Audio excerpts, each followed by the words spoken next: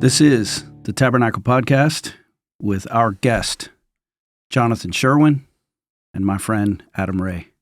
What's up, fellas? I'm good. I'm a y'all, man, in the wilderness of Michigan. We're fired up to have you up here in Narnia. We also have sitting in with us your son, Jude. I'm afraid of him. I don't want to fight him, but he's rocking security right over there in the corner. But thanks for coming back. Jonathon Sherwin was on podcast 166, titled When God Uses a Dog. And I think we covered there that your national champion, there's a world champion, national champion hunting dog is technically the godmother of my Aussie Shepherd, which is not nearly as well trained. Well, Mally, so we talked about that, really your changed life story and how God got you into ministry. On that podcast, Adam Ray and I were sitting in here and invited you to be our Man Up speaker last year. Remember that? I do. That just happened right there. Yep. You're like, I want this guy. Yeah. And so on that weekend, we did podcast 182, and this is podcast 221. And so we are so excited that you're here. You're speaking at the Sportsman's Banquet. Jonathon is a pastor. He also has a camp ministry called 6 Mile. You're rocking the hat right there. Yeah, rocking the hat. Yeah. Yeah, let's go. Yeah. We're fellow Forge speakers. You're a prolific outdoorsman, husband, father, most importantly, follower of Christ. Why do you like him so much, Adam? There's a genuineness about this guy that every time he speaks, you're like, that's my bro right there. So I kind of wish he'd use more scripture. Yeah. That was sarcasm, my friends. A fellow lover of the word. That's right. Yeah. Yeah, and we highlight our sermons almost identically as well. So Sure do. 100%. Yeah. Same color coding. Yeah, same color coding. It's like whenever he was in Mississippi not long ago, and we were looking through sermons and how we preached, and so we were looking at each other, and it was like, man, we have to be kin somehow. Yeah. You know, 100%. so I love Adam to death, man. Ooh, we'll have to get him one of them premium Bibles. Yeah. Show them all that stuff. But just a cool story to kick it off. I was in Fight Club. I have a Fight Club of about 14 guys ranging in ages from 19 all the way up to 55. We're going through 1 Timothy, and I don't remember the topic, but there was a gentleman there who's also part of our Sportsman's Banquet planning committee or team. I don't like committees, they're teams. But he talked about, it was a gentleman we met in the parking lot. Oh, yeah. Yeah. I remember that. Yeah, and we just had a crazy conversation, and the conversation went longer than we thought it was. I was just introducing you to the guy, and he was having a difficult time, difficult day, the whole deal. And I'd asked him, or we had asked him, hey, are you coming to the retreat? And he'd already had other plans, couldn't really make it, but he chose to drive out there on Friday night when you were taking us through Genesis 1, 2, and 3. Mm-hmm. And he quoted that night. He said, that's the only part of that retreat I got to. But there was something in that message, and it was specifically had to do with, I never saw grace in the fall of man and the cursing. And when you brought out how grace showed up, particularly in Genesis, I think it's 3. 3, yeah. Yeah, with the angel garden, the entrance to Eden. Yeah. And the Lord killing, taking one of his created kinds, slaying it literally to clothe them. Yeah. Yeah, to cover their sin and shame. And he locked in on that and just dropped it on the rest of the Fight Club. And I was just sitting there saying, I can remember tell Jonathon that. That's sweet. So good. Because that was the only part he got. But Yeah, and it's fun too because he's on the team and we started talking about speakers. He's like, well, I just want to drop one name. And I'd already been talking to you a little bit about it, and he goes, remember that guy that spoke at the Man Up retreat last year? And I was like, yeah. He goes, I think that'd be a good guy for the Sportsman. I'm like, well, that's good. I think that'd be good too. let him think it was your idea. Because I think you told me last year he's doing Sportsman. Yeah. It's great. But no, we are fired up you're here. You got to enjoy a second winter. We've had some thaw, and then you and Jude showed up, and just in time for a fresh dusting and freezing temperatures. Last time I was here, it was beautiful, and then I came to church with y'all Sunday, and we left, and Matt took me fishing, and it snowed 6 inches while we were fishing. And so I called Adam the other day. It's like, man, it's 55. But it's snow going to be whenever y'all get here. And so the bucket list for Jude. Jude's a fisherman. I'm not. I'm a catcher. Jude, he's a true fisherman, And so anyway, I told Adam, I said, hey, bucket list for Jude is a new species. You think I can bring him along on the journey and go fishing? And so it started out, it was beautiful, and I think it started snowing on us, and we got the whole Michigan experience, man. On the Manistee River. On the Manistee River. Ice, snow, rain, more snow, fish, freezing to death. It was amazing. So we made memories, and I'm thankful for that. Now I think you guys told us before the podcast you caught 4, right? Steelhead trout. Who caught more? Jude? Yeah. Did you catch them all? Oh, you passed the rod to your son. Yeah, That's actually, if we were keeping score, I would have caught 3 of them, and he would have caught 1 of them. But it was hook, give him the rod. Come on, son, get it in, get it in. Nice. And And you were stalking bald eagles too, so we did. I'm glad you got that. Man, thanks. So if you can't place the accent, Jonathan and Jude are from Mississippi. I think I failed to mention. Yeah, it's Harmony Baptist Church. Yep. That you're the lead pastor of, and what we want to talk about today, Ecclesiastes chapter 3. If you've been to the Sportsman's Banquet, you'll have heard some of this, but we just wanted to break it down because it's a message God has placed on your heart.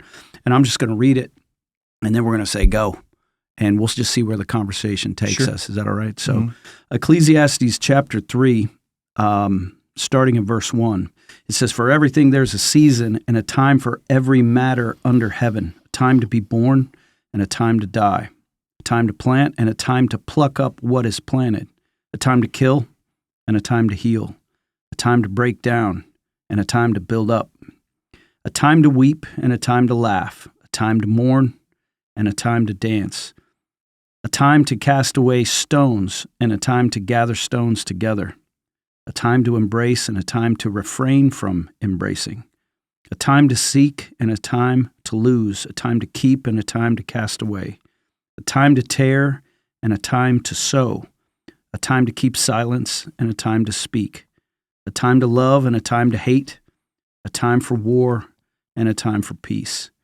And then if we skip down to verse 11, "He has made everything beautiful in its time. Also, he has put eternity into man's heart, yet so that he cannot find out what God has done from the beginning to the end."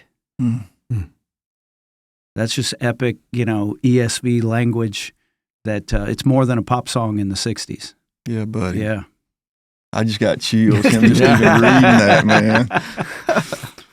Yeah, so Ecclesiastes chapter 3 is one of those passages. It's special to me for multiple reasons. And one of the reasons it's special to me is my grandmother, my dad's mom, her name was Yvonne, and she was from South Louisiana. They were living, her and my grandfather, for most of their life, but she was actually an Indian that grew up in Oklahoma, and so she was just this quaint, calm lady, just very gracious, and was a servant of the Lord. They were Assembly of God and very passionate, people, but yet very quiet people, humble people. And like, for instance, you'd call my grandmother, and just to check on her, the conversation was going to be about 2 minutes. I could guarantee you within 3 minutes I'd be off the phone with her. But whenever she spoke, you listen. And so my grandmother passed away, and we show up, to be there with my family. My grandfather had already passed away, and my aunt gives me this piece of paper, and she said, "Hey, we found this in Mom's stuff, and we want you to be a part and preach your funeral." And so I opened it up, and she had basically wrote out everything she wanted at her funeral. And she said, "Hey, I want you to do my funeral in one day. I don't have any friends left, so don't worry about inviting anybody. All my friends are gone. I want these songs sang, and I want these verses read." And it was Ecclesiastes chapter 3. And I thought, why in the world would she want Ecclesiastes chapter 3 at her funeral? And whenever I started diving into it, I went, oh, I know exactly why she wanted it. She was a deep file. Man, I know exactly why she wanted Ecclesiastes chapter 3. And so as I've matured in this journey, that we call faith, come back multiple times because we go through different seasons of life. And you can relate Ecclesiastes chapter 3 to so many different things, especially, I won't say especially, but you can in anything that you're involved in, but especially the outdoors, just the different seasons that we go through in a year, but the different seasons that we go through in the walk of our life. And how within those seasons you see so many sunrises, so many sunsets, midday journeys. For me, I love. I don't love the killing aspect of hunting. I just love the hunting aspect of hunting, like the season to plant. For us, it's going to be the end of September, the 1st of October. Man, we're going to break ground. We're going to seed the land. We're going to fertilize it. We're going to pray for rain. Hopefully, it's going to rain by the middle of November. Man, we're going to have food plots sprouting up. And then He's the journey. So giddy right now. And then the journey Please, of putting I hope you're cameras watching out this. and watching on cameras. Like I can pull up my phone right now and put my cameras up, and I can tell you because it's springtime for us, and so turkey season. This is how much I love Michigan, John. I'm missing opening day of turkey season to be here. This is a big deal. Wow. This is how much he is like your brother from another mother. Is from about August to Christmas, he can't keep a straight thought in any staff meeting that he's in. I have to put my phone away. Yeah. Yeah. Because, it's like, dude, who died? And he's like, look, it's what's on my trail cam. Yeah. But sorry, bro, I'm not bus chucking. I love you. No, but for me, just there's so many of them. It's the hunt. For me, my perfect day, for instance, I tell everybody this would be waking up in the Mississippi Delta in a duck blind, watching the sunrise, getting on a plane and being in South Texas in a deer stand and watching the sunset. And it's something about just sunrises and sunsets and the journeys. And now my son's 16 and we've been doing this thing together for several years now. My daughters are 19 and 18 and they've been a part of the journey with me.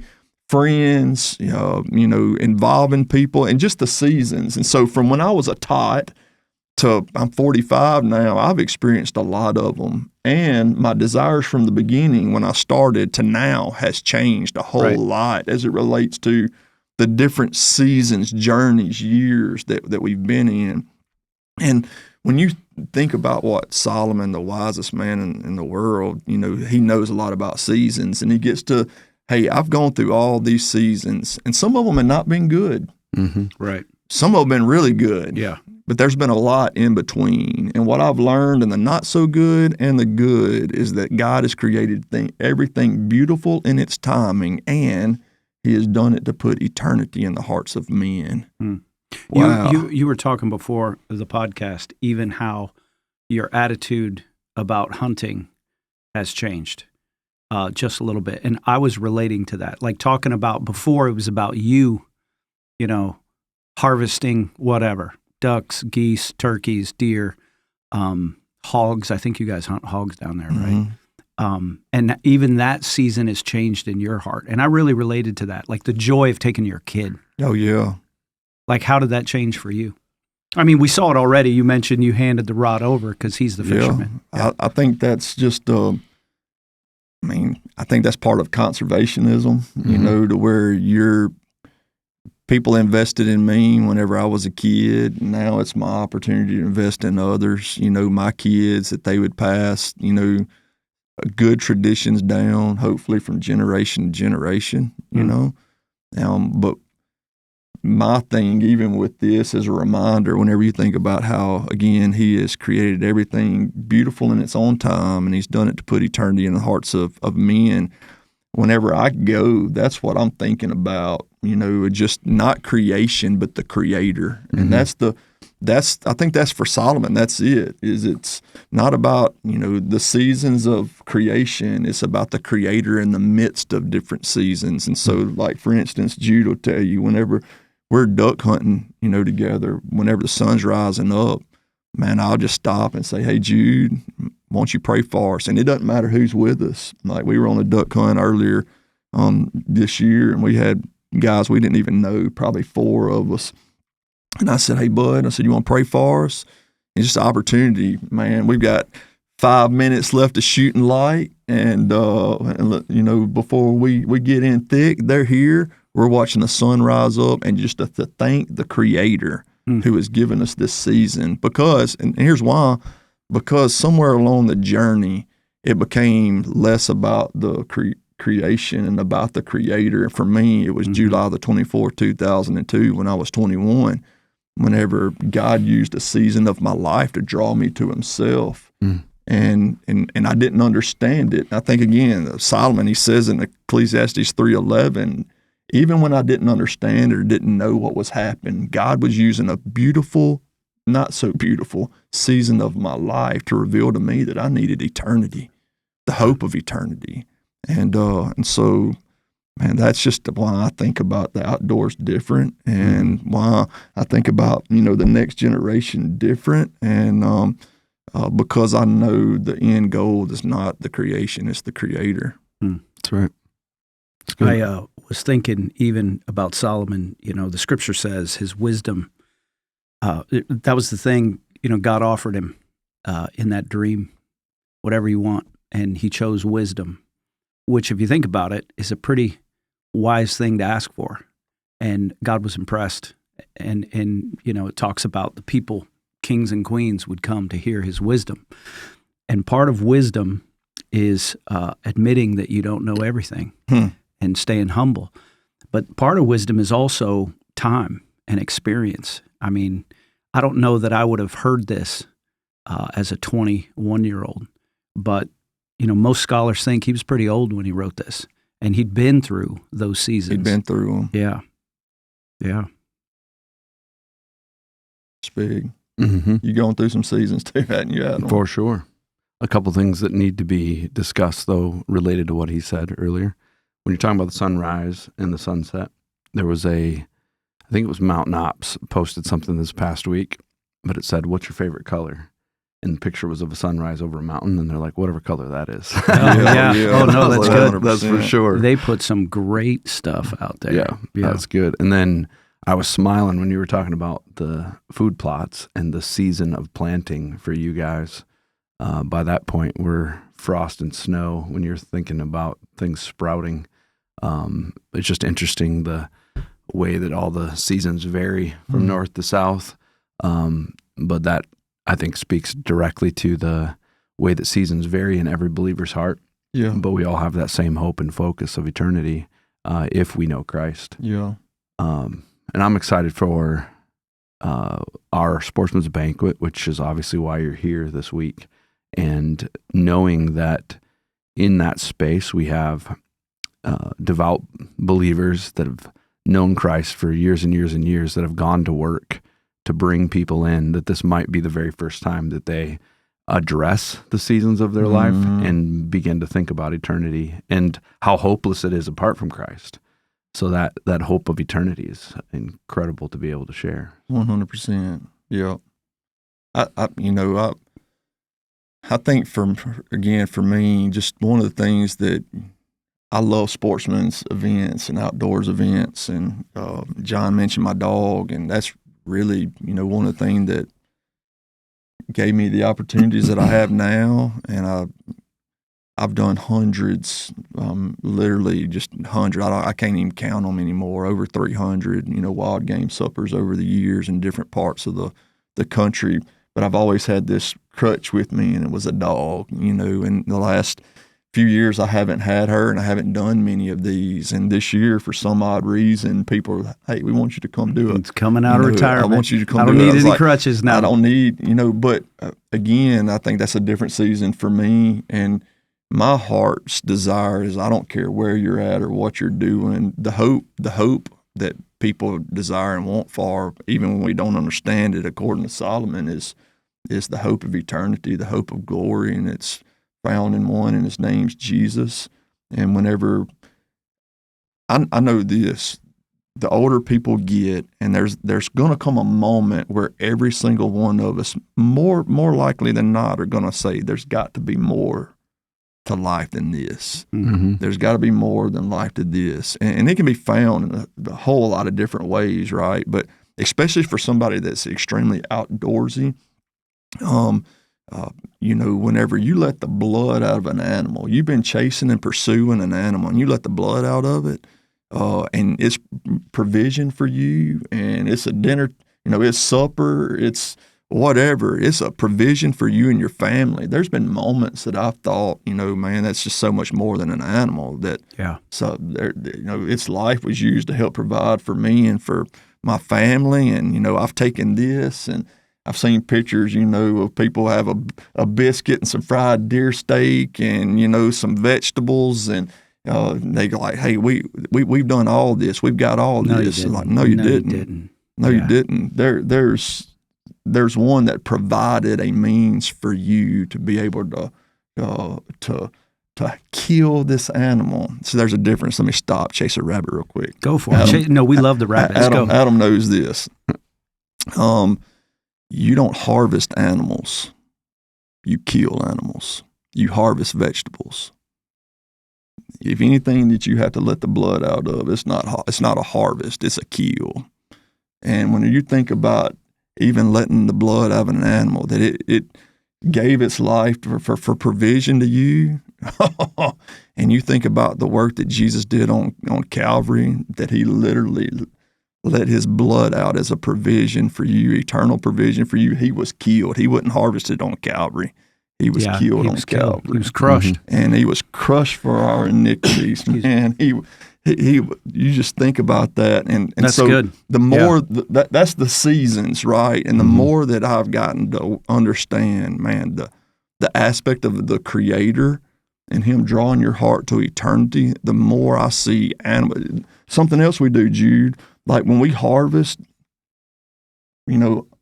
politically correct, an animal, we kill an animal, what's the first thing we do once we get to it? We pray over it. Yeah. And we just thank the Lord. So this is good. We just thank the Lord for the opportunity. God, you allowed us the opportunity. Yeah. And for provision for us and our family or someone else. And we want to tell you, thank you for allowing us to enjoy your creation. But you're the creator over all of it. Yeah. So thank you. So I had in my mind our Traverse City listeners, which is why I chose that word. But this is a new rule on the podcast because we can do whatever we want now. It's just kill. It's just kill. Because that was deep. And it reminded me of a time, we're talking about seasons, we're talking about hunting. I'm probably in this room a 10-year-old hunter. Even though I'm 55, I'm the oldest guy in the room. That's about how old I am. But I've had the opportunity to take my children. And, you were talking about those opportunities. And I'm sitting in a blind during a youth hunt with my 16-year-old middle child. She's a stone cold killer. Like between her and my son, they're the best, long range. They're going to put the hole right through the middle of a quarter. And I've seen her do it. And so there's a buck way off to the left. And she saw it first. And she goes, Dad, there's one. I said, you want it? She said, yeah. We got the window open. It was a cold morning. And she killed it. Almost.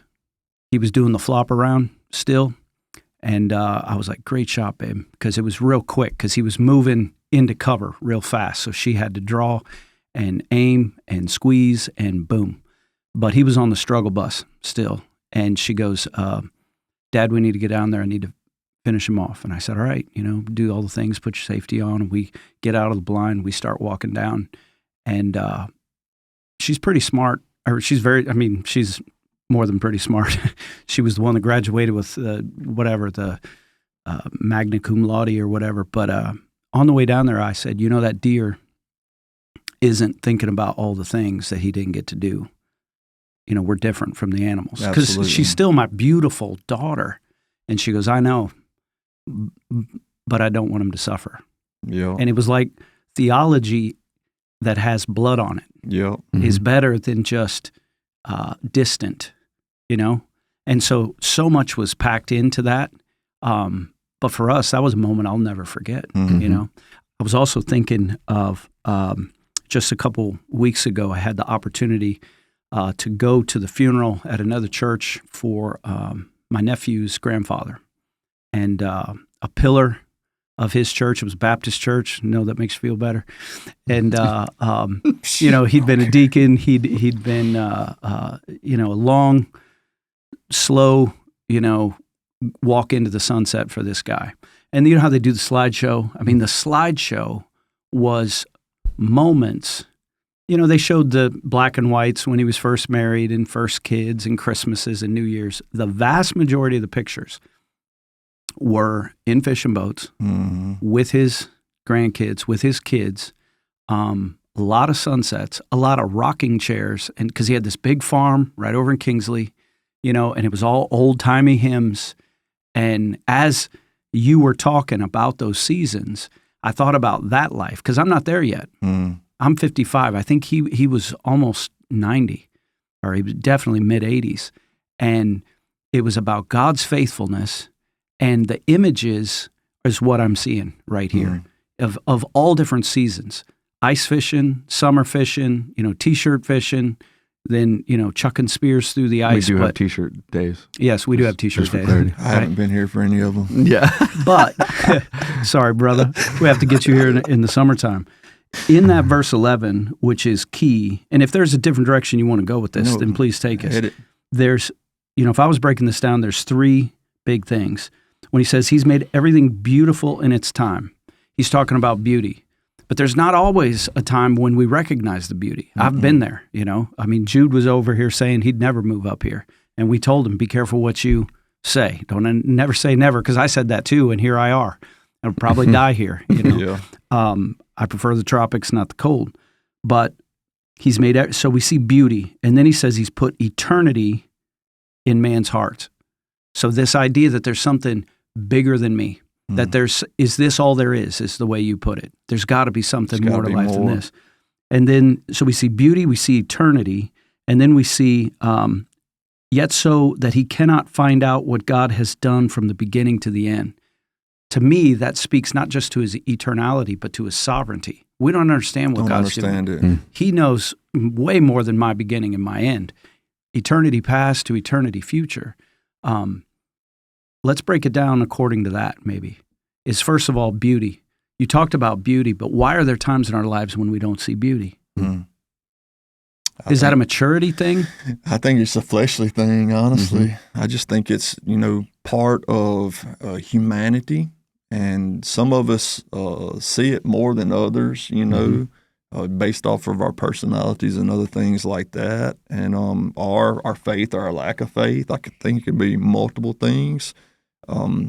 But whenever you get to the end season, the eternal season, so to speak, you sit back and you look back, and I look at dark seasons of my life and went, God, I passed, right? I go, God, I saw you there, you know, and you did something beautiful in my life even there.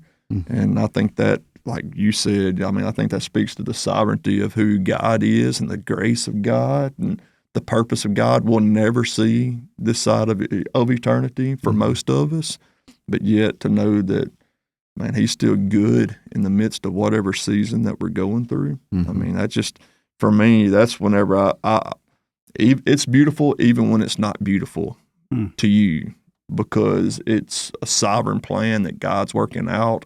And according to Scripture, God's working all things out for his glory, and even the good of those that are called according to his purpose. And so it's going to be good regardless, even if you can't see it, because it's ultimately to bring glory to God. That's good. I was thinking, even as you were speaking about the shift in process or thought, what brings you joy in the hunt or the pursuit even now as it relates to your kids, or relates to who you're sharing it with. There is a lady in our church that, as we're getting ready for the wild game dinner, started sending me pictures of different mounts that her parents had late in life. They'd gotten into safari hunting. And I'm talking elephants and lions and kudu and all the things. And I think we have to be super careful. And this is not saying that this is who these people are at all. I don't know them at all. I'm assuming the better of them than what some hunters get into. If the hunt is the only thing that brings you joy, is that trophy on the hunt. At some point, that trophy is a dusty, dried up, cracking piece on the wall. And, you're like, well, what do we do with it now that they're gone?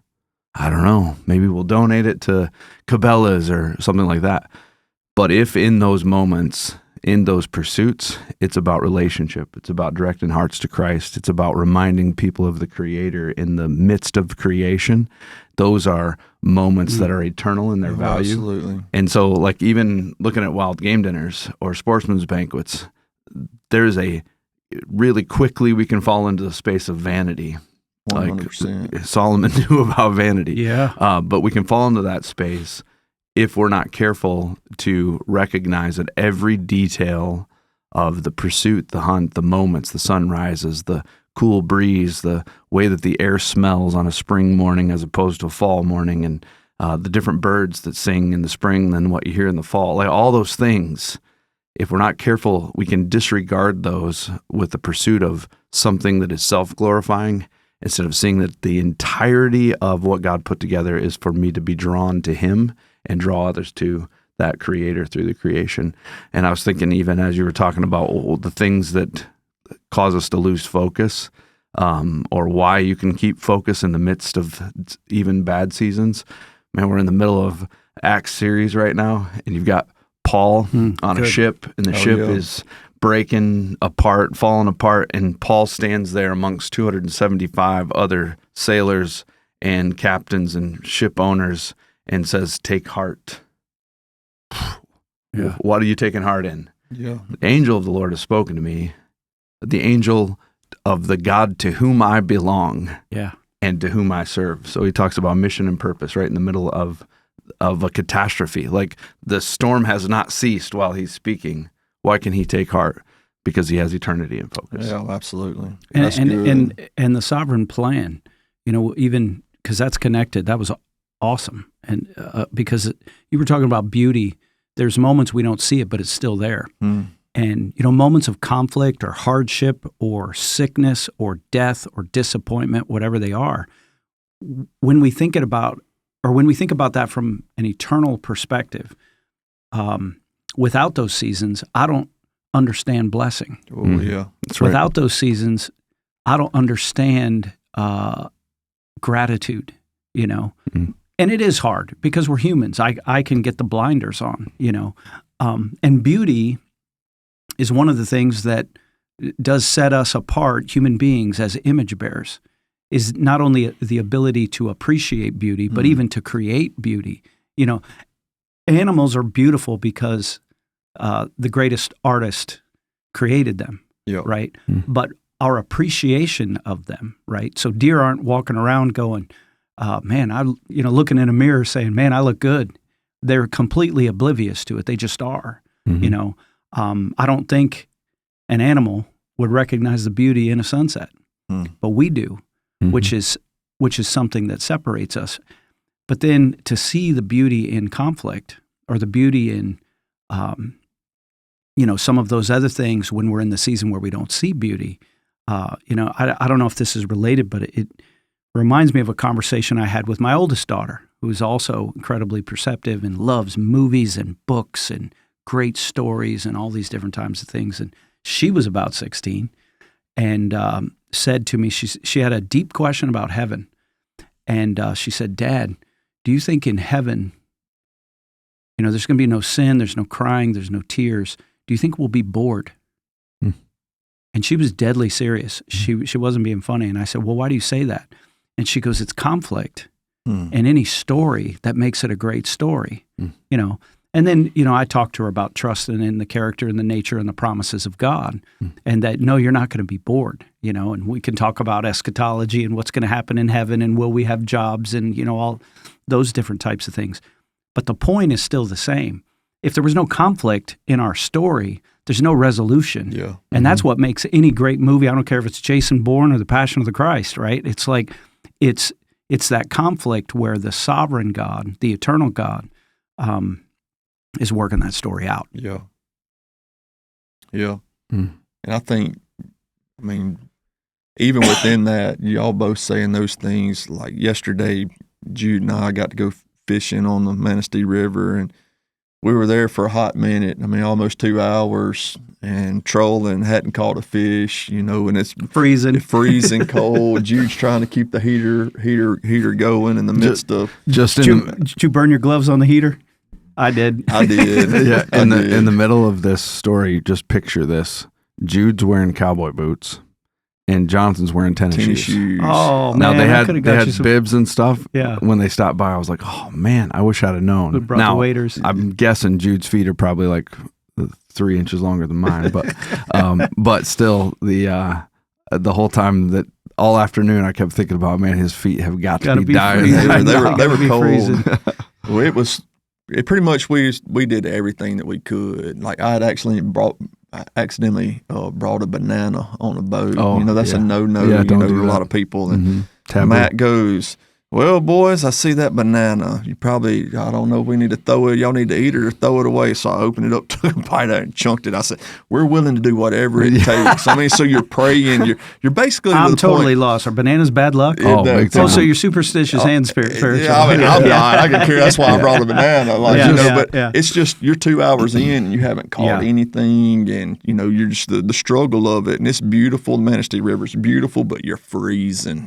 Like for us. And so it's literally, we're pretty much begging God, just, Lord, please let it happen. And I'm quietly, it's like, God, please give my son favor just so he can catch a bucket list for him, and it's just one of those things. And we finally got one, and Matt was like, well, you can't catch two until you catch one. Let's give it a go. And within 10 minutes, we caught another one, and it gave you hope. Oh, yeah. Matt says, well, I guess if you didn't go through the struggle, you wouldn't appreciate the moments like this. That's right. And that's true. I went, Matt, I'm going to have to preach that, man, because the struggles, when you go through them and you get a blessing of something that you long for, you hope for, it helps you appreciate it a whole lot more. Yes, and it makes it, even in the struggle, beautiful to get to that point. Yeah. And even in the, in that moment, you're freezing, you can't feel your fingers, you can't feel your toes, you caught your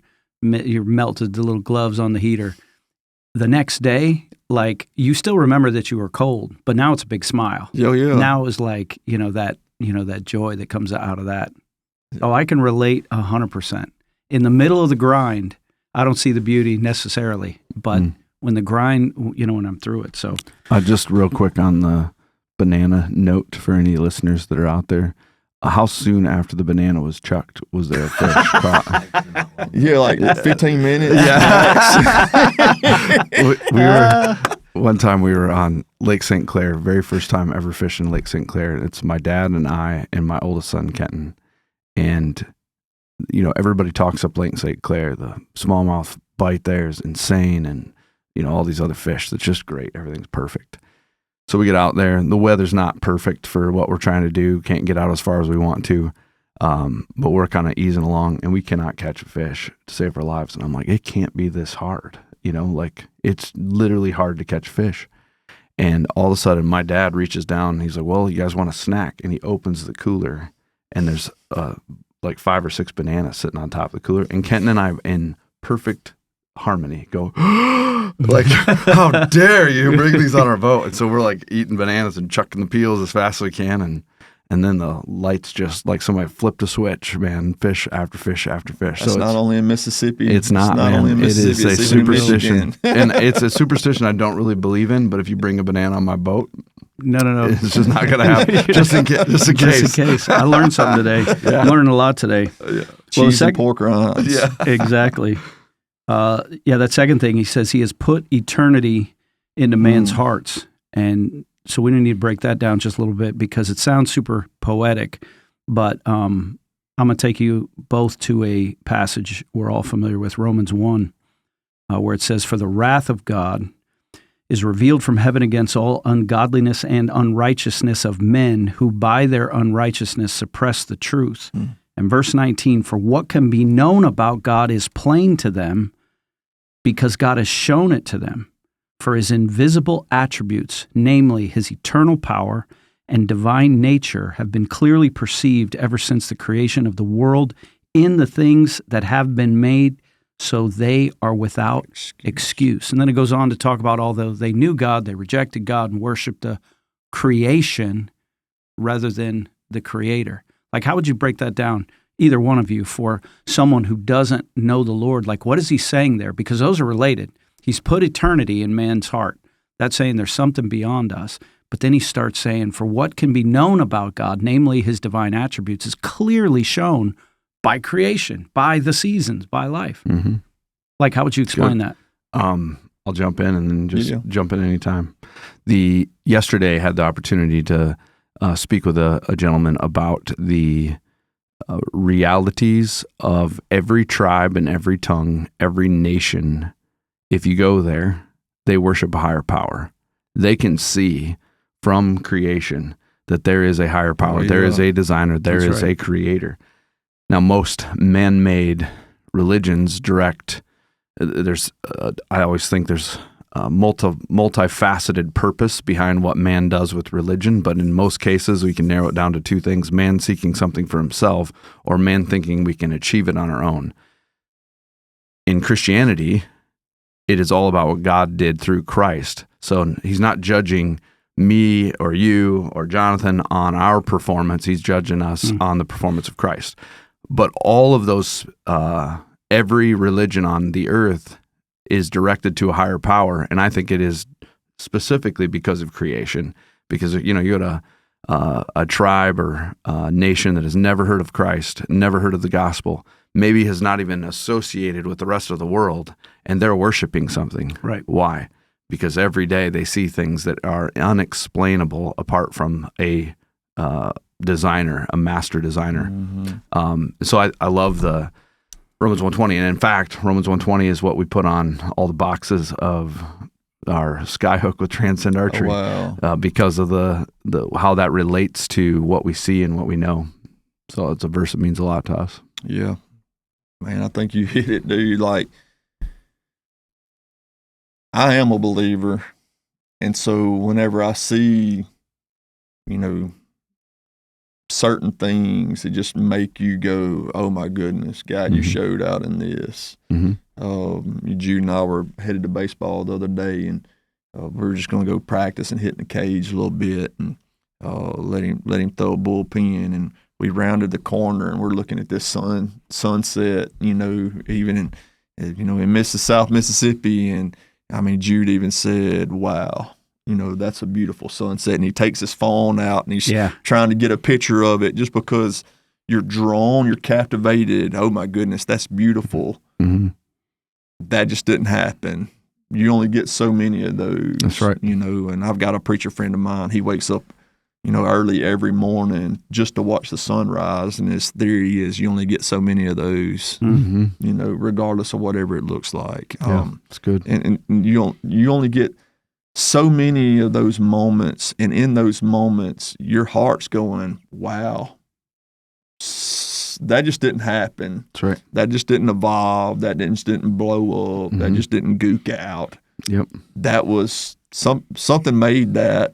Mm-hmm. Yeah. Then, to your point, in theory, like, okay, well, where did it come from? Was it Zeus? Speaking a word. What is it? Atlas holding the world on his back a certain way, tilting. Was it chance that created all this? Or was it chance? That's That's where you start running into these higher power theories. But then whenever you go, no, there was one that created everything. He created the heavens and the earth and everything in it. He created male and female in the image of him. He created them, and he breathed it out. And everything that he breathed out in creation, he saw was good. And this sunset's good, and this sunrise is good, and this is good, and your life has the potential to be really good. Like, just you only get so many of them, and whenever you get them, your heart says there's something there. Yeah, we're coming through a season here in northern Michigan where it's pretty rare to see what we're seeing outside today, the sunshine. With the snow. Yeah. Yeah, combined. You'll wish you had your shades. Yep. But we were driving to church a few weeks back, and it's we were coming to the first service, and I've got Rachel and Graylin, my little 3-year-old, in the truck, and all of a sudden he just goes, like big inhale exclamation in the back. And I'm like, what, buddy, what? And he goes, Daddy, look at that sun. And it's nothing extraordinary. It's just we'd gone through a season of dark, lots of dark, cloud cover, gray skies. And so that moment of the sun peeking through with those colors catches his eye. And I was like, I felt convicted almost in the moment, like, yeah, buddy, you're right. Don't let me take for granted the beauty of those moments. And Gray's what, 4? 3. 3. Yeah. 3. Even a 3-year-old can understand. Can capture the beauty. There's so that's. I mean, I think that's why just the Lord's drawn me to this passage this weekend here. You know, at the outdoor banquet, just because everybody can relate to different seasons, and if you were just step back and look around, you would see the beauty in it in every season, but you would see even clearer than that.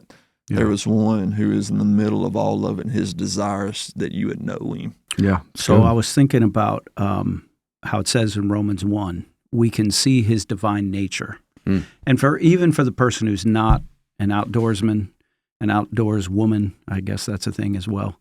I mean, I know there's outdoor, I don't know what the correct term is, but just in life, all those nations, tribes, and tongues that you were speaking about, there's not just beauty in the physical creation, but we're pointed to something, again, I go back to image bearers, that's different than the rest of creation. Love and loss.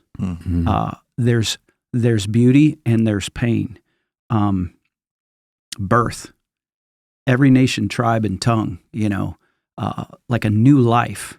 That's just so unique. And, there's joy, there's excitement, there's care, there's security, there's this idea that unprotected, new life needs to be protected by parents, by a mom, by a dad, by a family, death. Why do we mourn? If there is no God, I've often wondered, why do they mourn? I mean, it's the same thing when we get to Thanksgiving, and I'm always like, man, if you're an atheist, that must be the worst holiday of the year, because now they've turned it, well, I'm just thankful for my family and thankful for my turkey and thankful for whatever. But who are you thanking? So we have love and loss, birth and death. But then there's this idea of morality. And this isn't just apologetics. Every culture has a standard set of right and wrong. What is murder? What is mine? I don't want you to take. Commitments that a man and a woman will make to one another. And even in all of those things, it's pointing to something, because we all argue about right and wrong. Well, if we're just animals, there is no right and wrong. We do whatever we want. But because, that's part of the eternity set in our hearts, and that's part of what Paul was saying, you're without excuse, because you know that something's hardwired in us for morality and our morals. And then there's the last one, because, I've been thinking, okay, how would I turn this with a total unbeliever philosopher to Jesus? There's also this desire. It's not always the same in every person, but we know that we're not perfect, and we know that we fall short. We fall short just as soon as I look at another man, another husband, another father, or, this person is done super well in business and I don't have those same tools. That guy wrote the dictionary. I don't even know that many words, And then you get into the everyday ways that we fall short. And then our Creator, the one true God, gives us a picture of one man who was perfect, the God-man, the Superman. That's the standard.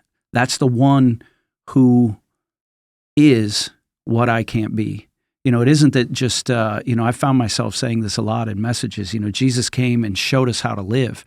But more than that, I want to add to this, he lived the life I couldn't live. Yeah, he lived a life that I couldn't live. He died for my sins, but he also lived the life that I couldn't live. And that's part of the eternity laid on all of our hearts. Because you see people, why do people lament on their deathbed, or when they get the diagnosis, or they know that the end is near? All the things I couldn't have done, all the ways that I fall short, and then some people try to put a little lipstick on the pig, and it's like, well, I have no regrets. And it's like, deep inside of us, we know we weren't all that we could be, but he was all that we could be. Yeah.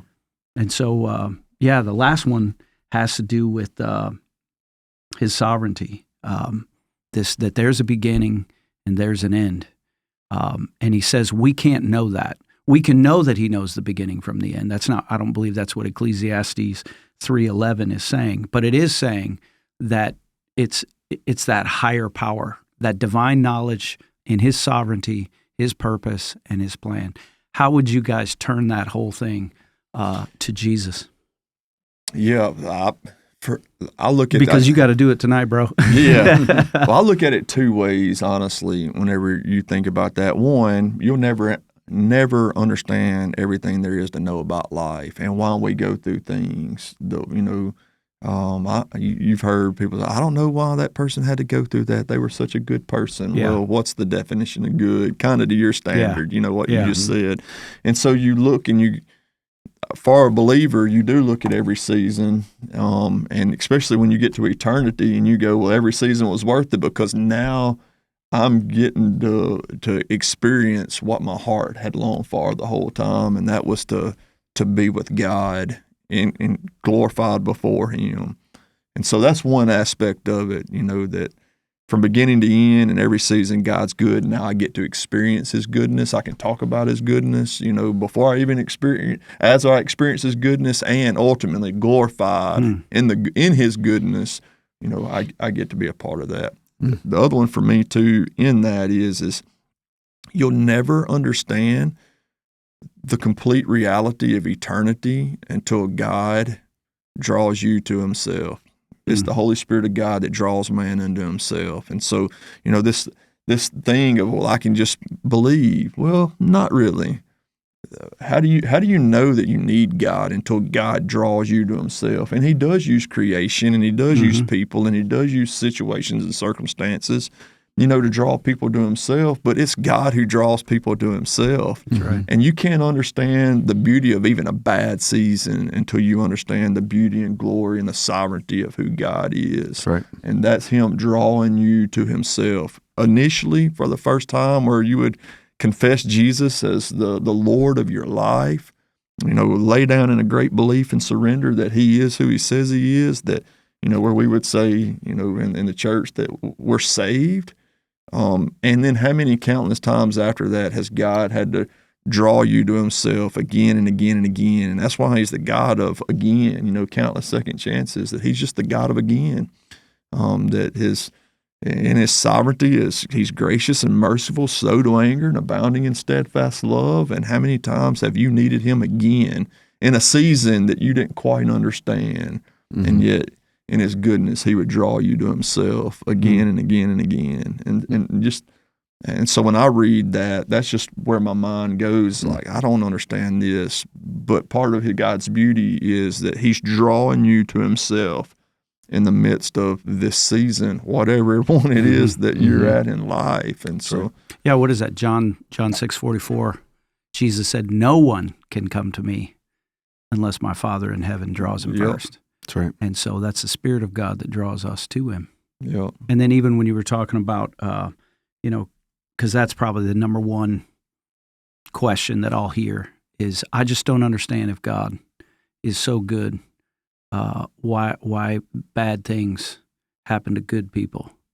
And, that's our patent answer. That's happened exactly one time in all of history, that a bad thing happened to a truly good person. And that was God, for our sake, crushing our Savior on the cross, His only Son, so that we could have the life that He lived. So, Adam, thoughts on that, about how you would turn that? Because, look, I got two prolific Sportsman's Banquet speakers here, so this is almost like a test. Yeah. No, it's not a test at all. I think listening to both of you give explanation, there is if you go back to the attributes aspect of Romans 1. Oh, yeah. And His divine attributes, when I can't get past certain moments in creation without just feeling an abundance of His love. Last Wednesday, this one just comes to my mind. Kenton's home from college. He's in chiropractic school out in Iowa. and we have like 4 days, and it's a pretty busy season coming up to this. And so we're just like, man, Wednesday night, we're going to fit this in. We're going to make it happen. So we go fly fishing first. Weather's warming up. The river's rocking. So no rises, no trout, no anything that we expected. And I reached out to a buddy that had invited us to ice fish. I said, hey, man, are you still on the ice? It's getting late. And he's like, oh, yeah, I'm going to be here. So you were shut out with trout, right? Shut out with trout. I'm going to be on the ice till about an hour after dark chasing crappies. And so I was like, all right, perfect. We're on our way. So we pull up to this lake, and I'll show you a picture afterward. It was the most brilliant sunset maybe that I've ever seen in my life. But because of the warm-up, our ice oftentimes has snow and like a lot of varied cracks and undulations in the surface, and so you don't get that perfect mirror. But because of the warm-up, it had just started to refreeze, and so you have a perfect mirror of that sunrise. So it looked like it was continuous all the way almost to your feet. Oh, wow. Or sunset, I'm sorry. Almost continuous to your feet. And so like we're walking across there trying to get to the shanty and get warmed up because neither of us had dressed for how cold it was getting. And as we're walking across there, I'm just like taken aback by this. And we're discussing it back and forth, God and his goodness. But I felt overabundance of his love in that moment. Like this, I'm with my son. I'm about to join my other son in a shanty, and the fellowship of friends. Like those are God orchestrated moments of just that, like, hey, I got you in these seasons. And to top it off, we walk up to the shanty, and I look over, and are you familiar with tip-ups? So I know what a tip-up is. Yeah, we don't have ice fishing in Mississippi. Yeah. So in the Pay attention, Jude. You're about to learn something. Yeah, in the north. Bucket list, buddy. We have their tip-ups, and they come in all various sizes, but the simple form of it is there's a spool with line that comes out of the bottom of this contraption that sits over a hole, and the line comes down to typically most guys are targeting pike or lake trout in these setups, and so there's a large minnow, a pike minnow or something on that hook down below, and it's pretty shallow because you want the pike looking up and seeing it against this ice so they can spot this minnow. Well, when they grab the minnow, it spins at the top and a flag goes up. So the flag is kind of set underneath a little catch. When it spins, the flag launches. And so we're walking up to the shanty, and I look over and I'm like, hey guys, has that flag been up that whole time? And they're like, what? And they think I'm joking. And I'm like, no, seriously, there's a flag up. And they're like, well, get it. So Kenton runs over there and pulls out a gorgeous northern pike, out of the ice. And so the pictures are that ridiculous sunset with him in front of it with the pike, smiling. So those are just moments. And Adam's just like, God loves me because I haven't even got to the shanty yet, and I've already caught a fish. Yeah, it was great. When we going? Yeah, well, we can go tonight if you want to. We'll go do or tomorrow. Wild game dinner, and then we could do that tomorrow. That would be cool. Yeah. Yeah, my first pike fishing was similar. This old buddy of mine who loves the Lord and been there, done that with everything, invites me to come out on the ice. And I've only been here like 7-8 years, and I'm like, Bob, there's a lot of ways that I can imagine myself going, but through the ice isn't one of them. I said the exact same thing yesterday. Yeah, come on, man. And then he's like, no, there's a shanty. It's warm in there. I got a heater. And then I said, Bob, heat on the ice? I'm just kind of just like, it's all my fears, right? And then I'll never forget it. He goes, Johnny, heat rises. And I was like, all right, Bob. College boy here forgot that heat rises. So I show up, get in the shanty, and it had to have been a 2-foot by 3-foot hole cut in the ice, 2 easy chairs. He's got the radio on. I mean, I had to take my jacket off because I walked out to meet him, right? And you'll see the one. And okay, how are we going to do this? And he has one of those pike minnows on a thing just dangling down in the water. And I look down, it's like an aquarium. Like I was expecting dark, but I forgot all the sun on that ice. I mean, it's like looking at one of those aquariums that was in your 5th grade teacher's, classroom, just all lit up. And we're sitting there with spears, big old Neptune spears. And I slayed the first one that came through. He was like, all right, just showed me how to chuck it. So I've never done the tip up. I can see in your eyes you're intrigued now. Yeah, You're like, oh, just sitting there having conversation. We're talking about the Lord. He's telling me stories of Vietnam and, the ancient lore of Buckley. And, then just one just knifes in. And when those pike knife in, I mean, they're predators. I mean, you just see them just kind of knife in. And he hadn't even, it's not about the, there's no hook on that whatever bait fish we had just dangling down in there. And then it's just, boom, and you just pin them up and, throw them outside and wait for the next one. I saw beauty there. I don't know who still does spear fishing around there's here. There's a lot of guys still do. This is the man that can hook you up. This is the thing, though. Did you hear the part about warm? He took his jacket off. When you get in that shanty and get a little buddy heater cranking, it gets hot. Yeah, so, it gets hot. Yep. Yeah.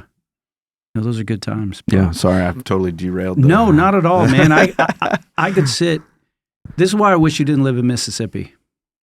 Is I could sit and have like deep conversations like this. Like I just forget I'm on a podcast. We're just talking about the Lord. I don't even know how long we've been going. So No, I love it. You got anything else you want to add to this? Or are you going to save your powder for the Sportsman's Banquet? Well, we'll see what the Lord wants to do for sure in the Sportsman's Banquet. I'm looking forward to it though. It's an honor to be back in Michigan, and one of these years we just got to get Jonathon on a whole weekend. Yeah, we do. That'd be good. But you got to be willing to preach 3 times. I do need you to tell everybody. So when I went down to Mississippi, I got to preach the wild game dinner after At Harmony, preaching Sunday morning. And the people were incredible. Like every time I go to places, you build these new friendships, and then you wish that the you South's just generally more friendly than Michigan, just because they don't have snow. Yeah, they don't have ice. They're not. It could be that. They don't wake up in a bad mood. I think it comes down to the mode of food preparation, though. When you're in the South, so when I was in Alabama last spring, wild game dinner, same deal. 6, 7, 8 hours, smokers, cookers, pots, vats. I don't even know what they're called. This time there was intriguing food to the nth degree, but the most memorable was something I'd never heard of before. And you know what I'm about to say, don't you? Pastalaya. Pastalaya. What's pastalaya? Tell us, brother. He made it. Man, it sounds like something with jambalaya, but go on. It's basically jambalaya with pasta and cream cheese and Velveeta and a whole bunch of good stuff. It's a jambalaya with pasta. It was a killer to the carnivore, is what it was. Because you're on the carnivore diet. Yeah, because I was like, I'm just gonna have a little bit of this. He had me taste it out there, and I'm like, I'll just have a little bit more. And then we walk in the kitchen. He's like, you got to try this duck breast, and you got to try this venison. You got to try this. I mean, I was stuffed before the food started, so it was an incredible experience. Also, and who cooked all of it? Majority of it. This guy right here. I love it. Oh, we're gonna add that to the resume. I love it. I love good. cooking. What was that? Outdoor. So I'm getting hungry. Stop. I'm gonna nerd out one more just for a couple more minutes. That the duck breast had some kind of like honey. Mm-hmm. It's called Captain Rodney's. Captain Rodney's. Yep. No free shout outs, but this is worth shouting out. Hey, shout out Captain Rodney's. What was is there like a specific flavor to that, or is it just Captain Rodney's? Jelly. Pepper jelly. Yeah. So it's a hot and a sweet. Mm-hmm. Yeah. Yeah. That was yeah, my addicting. first legit. I actually have pictures of it on my same phone because I was like, I'm gonna order that when I get home, and I forgot about it till just this moment. So it was about 15 years ago. I did a Sportsman's Banquet in Louisiana, and it was big old monster church. And I'm like, they didn't decorate it the way we do with a bunch of dead things, but outside was where all the food was, and I saw that big vat. I'm like, what's in there? And it's jambalaya, and it was close to the source because we were only about 45 minutes from New Orleans, and they had everything you could imagine. Like they had several different ones, but one of them was more like a seafood, so it had crawfish and it had all sorts of seafood in there. And then I had an affinity for the one that had gator in it. They had gator jambalaya. Oh, yeah. So my mouth's watering just a little bit right now. Good stuff. what the thing you cooked it in? So he has this big wooden paddle, right? Mm-hmm. And kind of round shaped on the front. And It's like a witch's brew. Yeah, the thing you cook. What do you call that? That's a jambalaya pot. It's a jambalaya pot. Yeah. I was calling it a vat. Yeah. That's the only thing that came to mind. I got a 20-gallon one. It's big. It's a big boy. Yeah. How many people that feed? 200. 200 and a 20-gallon one. Yeah, That's it good. was excellent. And then while we were there, we had the opportunity to visit Primos. So if you're in the outdoor industry or the hunting world at all, you've heard this name. They just celebrated 50 years in the industry. Game call manufacturers, like just a litany of things. And we got to meet Anthony Foster, gave us a tour while we were there. And just to hear the testimony of a company that's been devout in their faith for all those years. I've had opportunity to meet Will Primos, Jimmy Primos. You spend a lot of time with those guys. Troy Ruiz, the guy that I loved watching with his sense of humor and his passion for the outdoors, is now a on fire believer. And he was at church while we were down there. But in the middle of all of that, Anthony explains how part of their model for their business model is a ministry model. They have a certain number of people that are unsaved that are working there with the hope of evangelizing and leading them to Christ. And I just felt like, man, we got to give them a shout out. That was so cool. Yeah. I was so encouraged leaving there. And the leaders of innovation for years and years and years and years and years, and just seeing how God's continued to bless and use them through all those seasons. Yeah. Man, Shout out to thanks. Primos. Yeah. Matt, you shot at Primos? He has not been there. That was But my he does first time. shop at Sweetwater. We've never given a Sweetwater shout out. Matt, are you going to be there tonight? Not tonight. He's going to be there tomorrow night. So that's Lord Matthew Corey Hughes. He's our executive producer. Jude, did we leave anything out? Except maybe the date that you're in time that you're going ice fishing? We'll settle that. We can get that Maybe taken some care of. different boots. Yeah. Somebody's got some muck boots that he could, Yeah, we'll find them. something, or Find even them. the little toe warmers. I got electric socks. That'll change your life. Are you right-handed or left-handed pitcher? Right. I was trying to remember the videos your dad sends. What's your top end speed now? 85. He's 85. He's a big boy. Yep. Pretty I don't want to exciting. fight him. He needs to get bigger jackets. Yeah. I'm starting to be intimidated. Jonathan, thank you Thanks, so Sean. much for being with us. Again, you are a friend to us personally, but you've been a friend to the Tabernacle. And so I'm most excited that you're a friend of God. And so we're excited what's going to happen the next 2 nights. That's right. Adam, thanks for all your hard work on that. Praise And the your Lord, team. man. He's You killing know, it. Team's killing this is it. going to drop after the Sportsman's Banquet, but it doesn't, I mean, we prepare like Arminians and then we sleep like Calvinists. That's exactly right. And you've got that team just rocking. So if this podcast has been a blessing to you, please share it with someone. We haven't shouted out Chick-fil-A in a while. We haven't. Yeah, no free shout-outs Chick-fil-A, but you need to get yourself one of their frosted drinks if you haven't. That's the new thing. You can get ice cream in any soda pop you want. And they don't pay us for this. I'm just still angling for some free stuff. When we going? Yeah. Yeah, we'll make it happen. We can take you today. Yesterday, Graylin was here helping me set up in the Did you take auditorium. him to Chick-fil-A? No, we get ready to leave to go to lunch, and I have in my mind patty cakes. It's Yeah, it's 3/4 right of a mile down the road, and he's like, "Dad, let's just go to Chick-fil-A."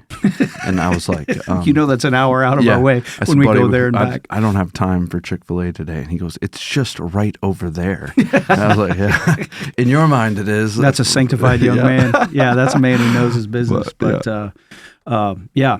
So until next time, this is Adam Ray, Jonathon Sherwin, Jude in the corner, and Lord Matthew Corey Hughes, and me, John Vermilia, signing off.